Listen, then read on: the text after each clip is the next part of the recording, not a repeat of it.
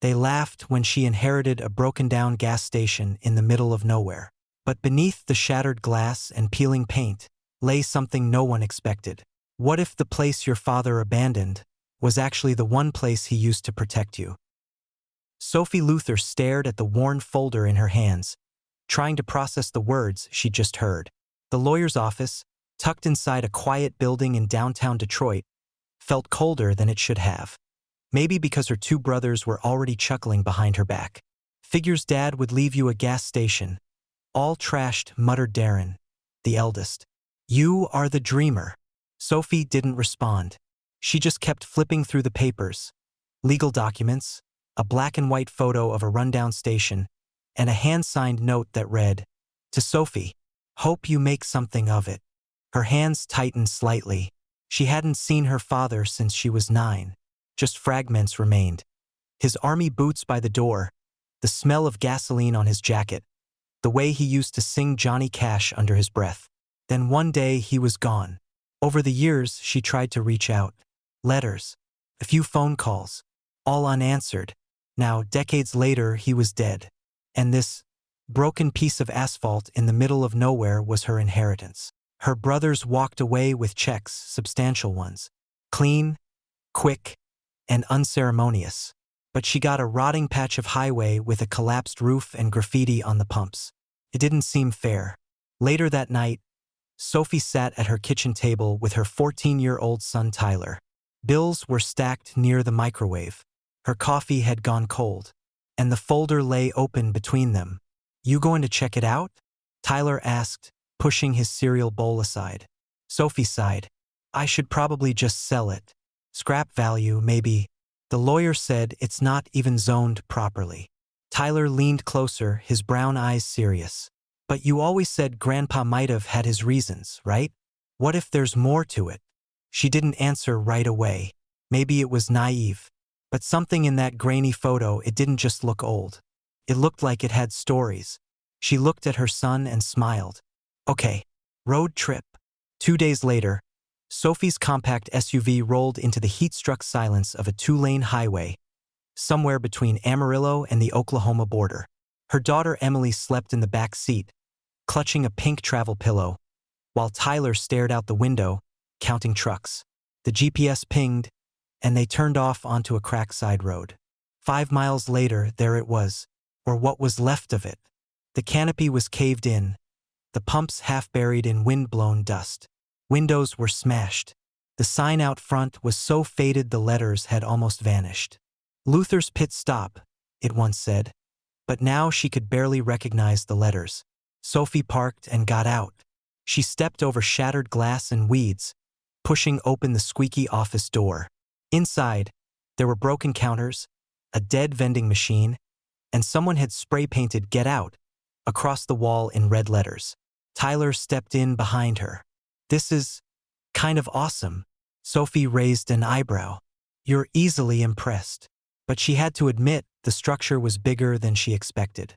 A back hallway led to storage rooms, and a narrow set of stairs descended to what looked like a partial basement.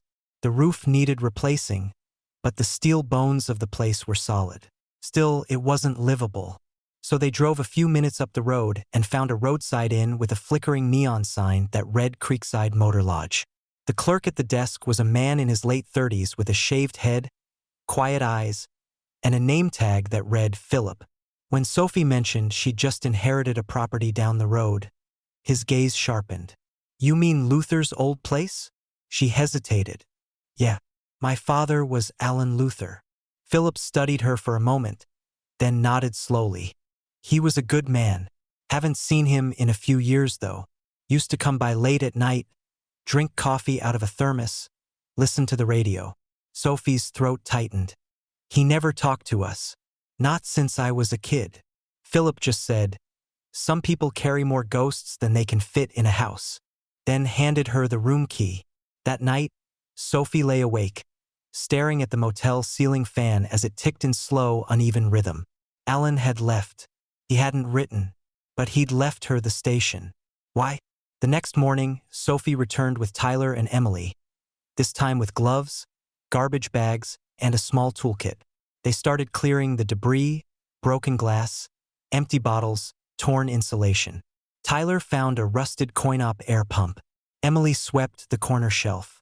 By midday, they had uncovered the front desk, a vintage cooler, and a rack of old trucker maps from the 80s. Then something strange happened. Pickup pulled in. Then another. And another. One by one, men got out, gray-haired, sun-weathered, many in military jackets or ball caps with insignias. Marines, airborne, Vietnam vet. They didn't speak much, but one walked up to Sophie and simply said, "Heard all's girl was back. Just wanted to see it with my own eyes." Another added, "He kept us fed more times than I can count. When the VA couldn't help, this place did." Sophie, speechless, offered them water and chairs. They didn't stay long, but before leaving, one of the men said, "He always said this was a way station, not a stop. Don't let it die." When they were gone, Sophie stood in the silence of the gas station. She'd come here expecting to walk away, but something was keeping her here. By the third morning, the gas station didn't look good, but it no longer looked dead. Sophie swept the front step while Emily read some old magazines she found inside the cabinets. Tyler had taken to cataloging everything strange he could find. Rusted tools, a dented CB radio, even a Polaroid of a dog with the words, "Benny 98, scribbled on the back. The days were hot, the nights quiet, and still, people kept showing up. Not many, never more than one or two at a time. But all of them walked through the ruined station like it meant something. Most were veterans. A few were drivers who said they'd stopped here over the years because it felt safe. A man in a yellow truck, with a shaking hand, left a cup of coffee on the front counter. Another left a medallion from the 101st Airborne and nodded once before returning to his truck.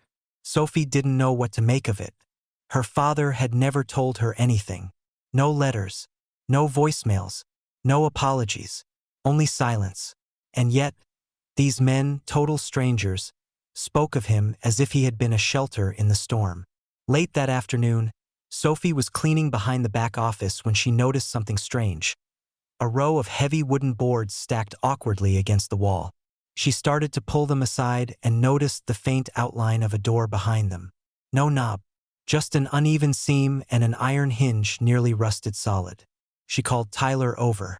Together they pried the boards away and pushed the door until it gave way with a low groan. Behind it, a narrow concrete stairwell leading downward, lit only by a faint beam of dusty sunlight from a vent above. Sophie hesitated. "Should we go down?" Tyler whispered. She nodded slowly. "Yeah." Grabbed the flashlight. The basement was cool and dry, lined with old brick and thick wooden beams. On the far wall, a row of metal filing cabinets. In the corner, a trunk. Not the kind you find in attics. Military grade. Olive green. Locked with a steel clasp and heavy with dust. They stood quietly for a moment, absorbing the stillness. "This doesn't feel like a gas station," Sophie murmured. "No," Tyler said. "It feels like a bunker." Sophie knelt beside the trunk and brushed off the lid. Her breath caught. Stenciled faintly on the side, barely visible through the grime, were the words, "Luther property of U.S. government," and below it, a faded serial number. Inside a cardboard box nearby, she found documents. Maps with strange markings, lists of radio frequencies, and files stamped, "Classified, do not duplicate." Another folder held photographs, black and white, curling at the corners. Soldiers standing near remote aircraft. Trucks parked in remote terrain. And in the center of one photo, Alan Luther, standing next to a broad-shouldered man with dark eyes and a trimmed gray beard. Someone she recognized. George, the quiet old man who lived in the trailer behind the Creekside Motor Lodge. Philip's father. Her pulse quickened. It wasn't just old war memorabilia. Her father and George had worked together. And whatever they were doing, it wasn't just truck repairs and fuel sales. That evening, after putting the kids to bed, Sophie walked across the gravel lot behind the motel and knocked on the door of the trailer. George answered slowly, shirt tucked in, eyes calm as a still pond. "I figured you'd come by," he said. Sophie held up the photo. How long were you going to wait before telling me the truth? George didn't seem startled. He motioned for her to sit outside under the awning, where a dusty lawn chair faced the field. Your father asked me to wait. Said if you were curious enough to find the basement, you'd be strong enough to know. Sophie sat slowly. What was this place? George looked out toward the highway. It was a listening post. Communications relay. Data drops. During the Cold War and for years after, we passed information through here in code in person by radio. People thought we were just greasy old truckers. That's what we wanted. He paused, then added, your father was one of the best handlers I ever met. Steady, sharp, loyal. But why hide it from us? Sophie asked, her voice strained. Why disappear from his family? George sighed. Because being close to you put you at risk. We weren't paper pushers. We ran assets. Some people didn't want us to live long enough to retire. Your father never stopped watching your life, Sophie. But the job didn't end when he came home. Sophie swallowed hard. The image of the ruined station, of her father sitting there alone at night with a thermos and a transistor radio, took on a new meaning. He asked you to let the place rot? She asked. George nodded. He thought if the place looked dead, no one would think to come looking. There are things hidden there, things even I haven't touched. But he told me one of you kids might come back someday. And if you did, I was to protect you long enough to find out why. Sophie's mind reeled. The silence, the distance, the coldness, it wasn't neglect. It was protection. It didn't make the pain easier, but it changed its shape. Why now? She asked. Why leave it to me? George smiled faintly. Maybe because you were the only one who ever tried to call. The next day, Sophie returned to the station early, determined to keep her hands and mind busy. The more she scrubbed the walls, swept the dust, and scraped off decades of grime, the more she felt like she was slowly reclaiming something that had never really belonged to her, but maybe could, now. Tyler and Emily joined her in the afternoon, each carrying bags of tools and supplies they'd picked up with Philip's help from a warehouse in town. The three of them worked as a team, Emily organizing the old brochures and receipts in the front office, Sophie clearing out shelves in the back, and Tyler hauling out heavier debris from the side rooms and sorting what could still be salvaged. That's when Sophie returned to the old basement and opened the trunk again, trying to make sense of the documents she had only skimmed the day before. The files inside weren't just random papers, they were organized with care. Tidy folders, maps with hand-drawn notations, equipment tags, and wedged between two crates was a metal lockbox she hadn't noticed before. She didn't know how to open it. It was heavy, unmarked. She pulled it out, dusted it off, and set it on a nearby table. It had no label, no keyhole, just a dial like a combination safe. She turned it gently, listening for a click. Nothing. Tried again. Still locked. Sophie sighed, frustrated, and placed it aside. There were too many mysteries, too many unfinished thoughts. Maybe it wasn't even important. She focused instead on cleaning out the rest of the trunk and examining a thick envelope labeled only Ops Archive, filled with field reports that looked more like they belonged to an intelligence agency than a gas station owner. Later that evening, while Sophie reorganized a file cabinet upstairs, Tyler came up from the basement holding the metal box in both hands. Hey, Mom? You forgot this. Sophie glanced back. That thing again? I've been messing with it, he said, placing it on the counter. It's not a standard lock. Looks military. But I had an idea. He pulled a small photograph from his back pocket, the same one Sophie had shown him days earlier. It was one of the only keepsakes she'd kept from her father, a worn picture of him in uniform, standing next to a nondescript Jeep, squinting against the sun. Sophie had looked at it dozens of times, but now Tyler pointed to the back. Look, he said. There's a date written here. Sophie flipped it over. In faded pencil, barely legible after so many years, were the numbers 0 for 1787. She stared at it, puzzled. That's not anyone's birthday, she murmured. Tyler tapped the lockbox. Still might be worth a try. Sophie hesitated, then slowly spun the dial. 0 for 1 7 With a soft click, the lock released. They both froze. She opened the lid slowly. Inside, wrapped in a cloth pouch, was a small bundle of sealed papers. Beneath that, nestled in velvet-lined compartments, were several uncut diamonds, clear, jagged stones that sparkled faintly even in the dim light. Next to them lay a pair of heavy gold bars, dulled by time but unmistakably real. And below those, a stack of sealed envelopes marked with faded government insignias and strings of authorization codes. Sophie stared at it all in silence. The diamonds alone were worth a fortune. But it wasn't just the value that stunned her. It was the fact that her father had kept it hidden, untouched, waiting. But it was the envelope on top that drew her attention. It was addressed in firm block lettering. To Sophie, she stared at it in silence.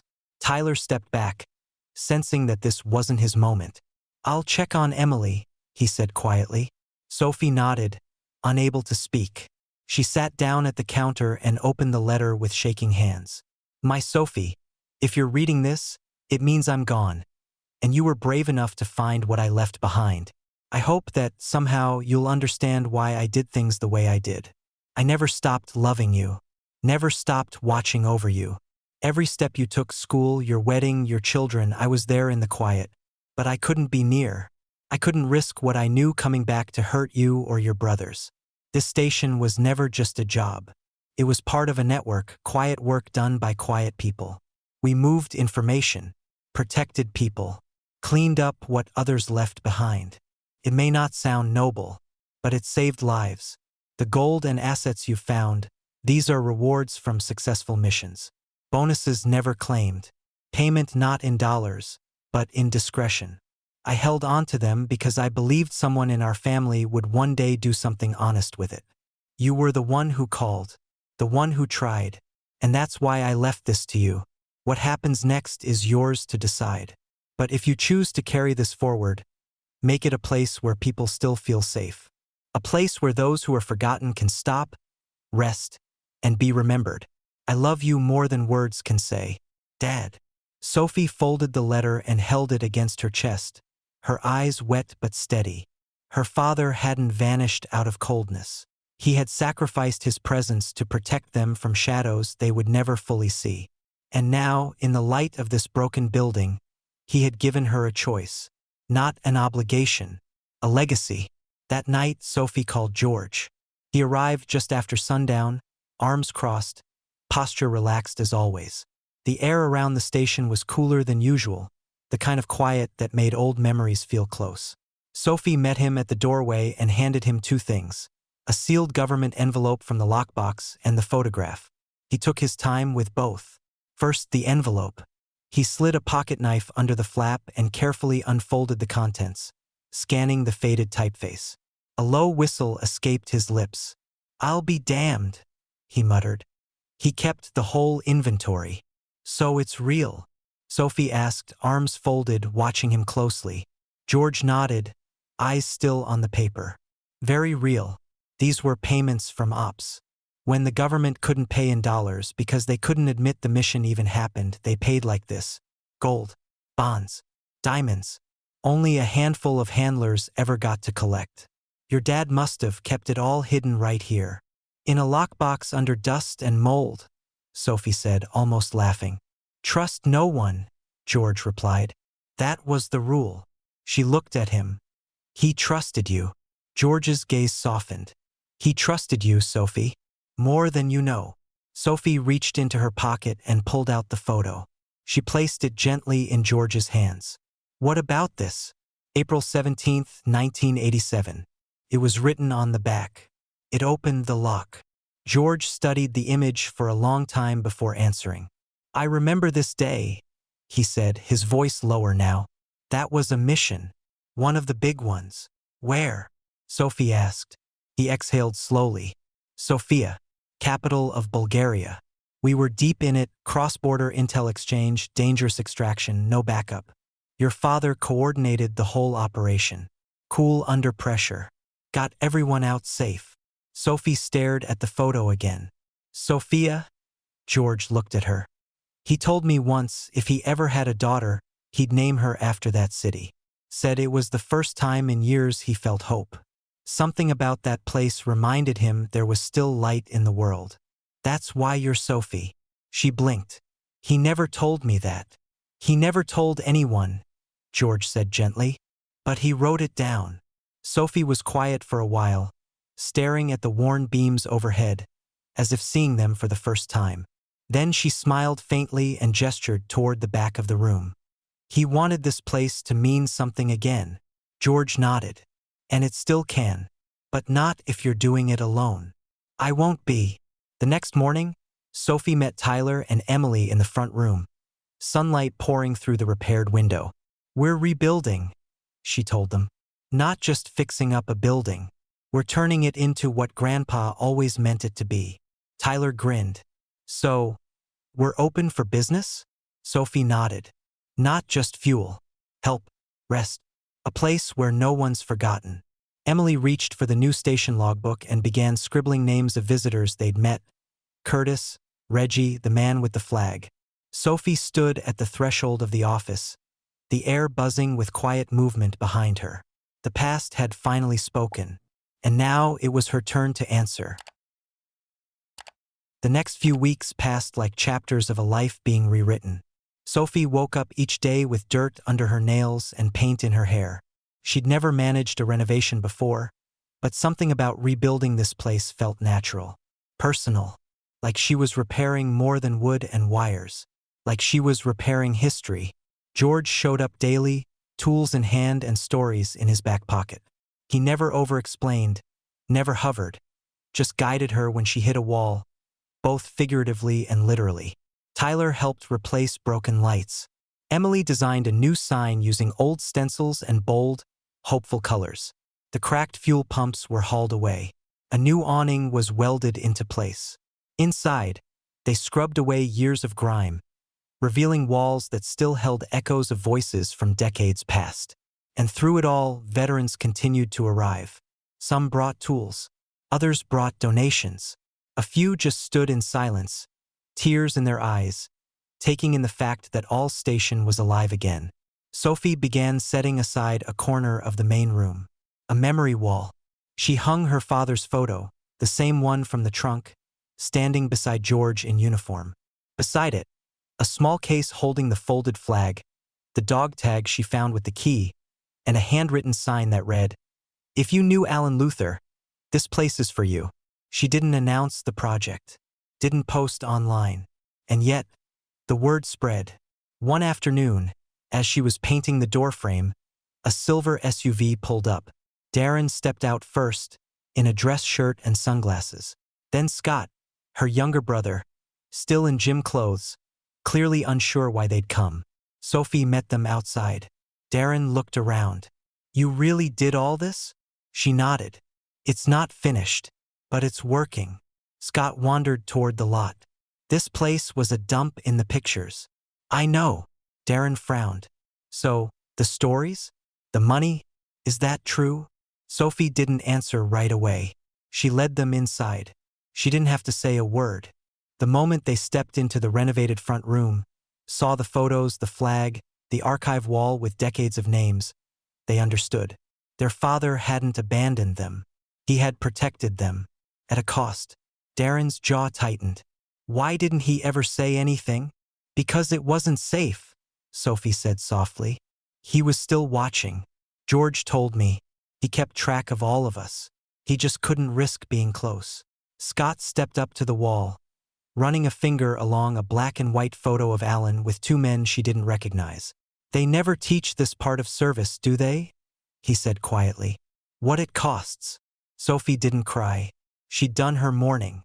What she felt now was something different. Resolution. "We have a chance to do something with it," she said. "Use what he left to help the people he helped. This place was a refuge. I want it to be that again." Darren looked at her. For the first time in years, there was no sarcasm, no distance, just a brother seeing his sister clearly. "You need help." Sophie smiled. "Always." A month later, the station had its soft reopening. It had coffee brewed at sunrise, chairs set outside, a fresh flag flying over the lot, and a sign painted by Emily, Luther's Station. For those who keep moving forward. Truckers began stopping again, not just to fuel up, but to sit, rest, talk. Veterans found their way back too, some arriving with stories, others with silence. One evening, just before closing, an older man in a denim jacket stepped inside. He walked slowly to the counter, took off his cap, and looked at Sophie. "You're all's girl." She nodded. He handed her a folded envelope. "He helped me once," the man said. "In 1993. Don't know if he ever told anyone, but I've carried this ever since. Told myself I'd pass it on to his family if I ever found them." She opened the envelope. Inside, a thank you note, barely legible from time, and a photo of her father standing beside the man's family, smiling. Sophie blinked hard. "Thank you for bringing this." The man smiled, tipped his head, and walked back to his truck without another word. That night, after locking up, Sophie stood outside in the fading light. The building behind her buzzed with life again. Her children were inside, laughing. George had stayed late, finishing the porch steps. She looked up at the sky and whispered, "I kept my promise." And for the first time since this journey began, she didn't feel like she was rebuilding something broken. She was continuing something sacred. This story reminds us that sometimes the greatest treasures aren't made of gold. They're built from sacrifice, love, and second chances. What would you have done in Sophie's place? Let us know in the comments. If this story moved you, please give it a like, share it, and don't forget to subscribe to embrace the journey for more stories like this.